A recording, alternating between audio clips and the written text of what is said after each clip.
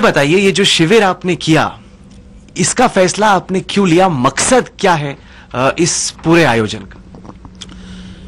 पूरे देश में इस बात की चर्चा हो रही है कि गुजरात एक डेवलपमेंट में मॉडल स्टेट है। ये भी चर्चा हो रही है कि गुजरात गुड गवर्नेंस की दृष्टि से एक अच्छा मॉडल स्टेट बना है। लेकिन पिछले अगर 8 साल के गुजरात के कामों की ओर देखा जाए तो बहुत सी बातें ऐसी हैं जिस पर किसी की नजर नहीं है।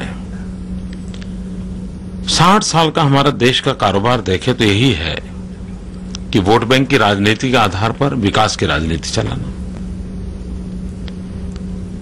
अपीजमेंट के आधार पर टुकड़े फेंकना और अगला चुनाव जीतने के लिए सरकार चलाना। हमने ये सारी चीजों से गुजरात को बाहर निकाला है और एक सस्टेन डेवलपमेंट को, और उसलिए हमने मंत्र दिया है सबका साथ सबका विकास, और हम सफल हुए हैं। तो मैं दुनिया को बताना चाहता हूं कि वोट बैंक और अपीजमेंट के माध्यम से हमने 60 साल में किसी का भला नहीं किया है।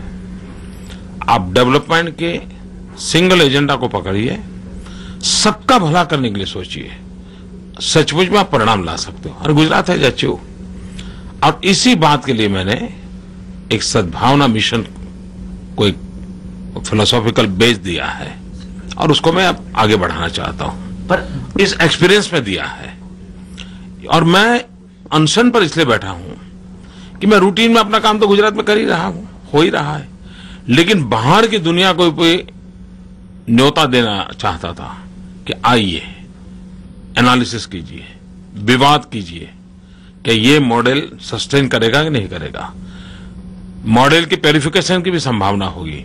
तो मेरे अनशन से मेरा जो मकसद था, इससे एक विवाद खड़ा हो कि ये मॉडल सबका साथ सबका विकास। पर ये काम तो नरेंद्र भाई आप बहुत साल से गुजरात में कर रहे हैं। सवाल टाइमिंग को लेके पूछे जा रहे हैं कि नरेंद्र भाई ने ये ना जन्मदिन आप मनाते हैं, आपने कहा, तो ये मौका आपने चुना, सारे बीजेपी के वरिष्ठ नेता यहां पे आए, देश का मीडिया यहां पे है, पूरे देश में नरेंद्र मोदी की चर्चा हो रही है। टाइमिंग ये मौका क्यों? टाइमिंग यही तो सबसे बड़ी कमाल होती है जी, यही तो हमारी विशेषता है। और मुझे अपना टाइम चुनना चाहिए। प्रॉपर टाइम कब होता है उसी के लिए मैं माहिर माना जाता हूं। उसके अर्थ लोगों ने लगाने चाहिए और नथिंग इज रॉन्ग। अगर कोई अर्थ लगाते हैं तो कुछ गलत नहीं है। Nothing is wrong. बदल रहा है मोदी का चेहरा। पहले मोदी अलग था, कुर्ता पजामा पहनता था। अब मैं देख रहा था, सुबह तस्वीरें चल रही थी, सूट टाई में मोदी। हिंदी में बात की, आज आपने गुजराती में बात नहीं की। क्या ये मोदी अहमदाबाद में बैठ के देश भर के लोगों से अपनी बात पुकार? मैं चाहता हूं मेरे इस अनशन के माध्यम से सबका साथ सबका विकास ये पूरे देश में लोगों में चर्चा में मैं लाना चाहता हूं। अगर मुझे लाना है तो मेरे लिए हिंदी में बोलना जरूरी था और इसलिए मैं जानबूझ करके हिंदी में बोला हूं।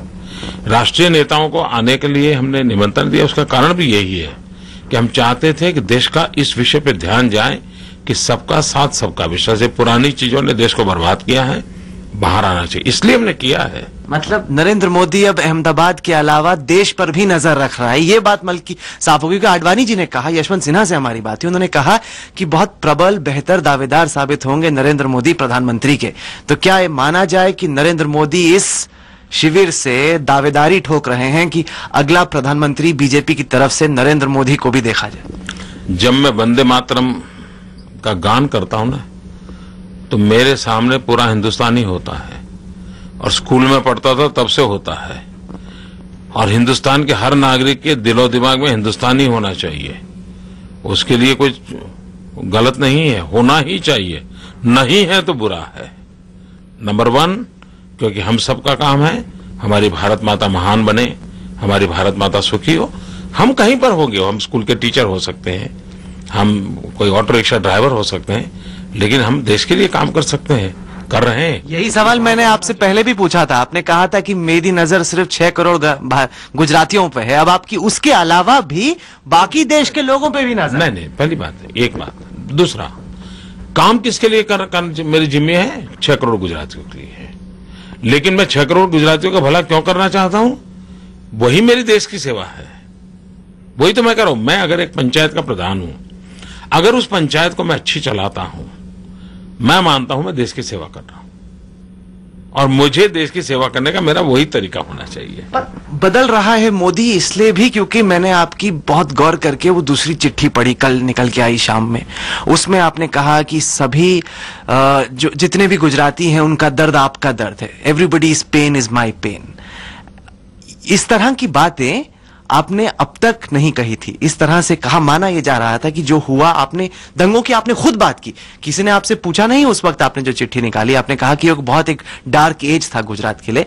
ये वो सवाल हैं जो पहले आप एक तरीके से डक करते थे, बाउंस करते थे, अब उन्हीं को आप खुद जवाब दे रहे हैं उन सवालों का। क्या हम रिमोर्स देख रहे हैं? क्या हम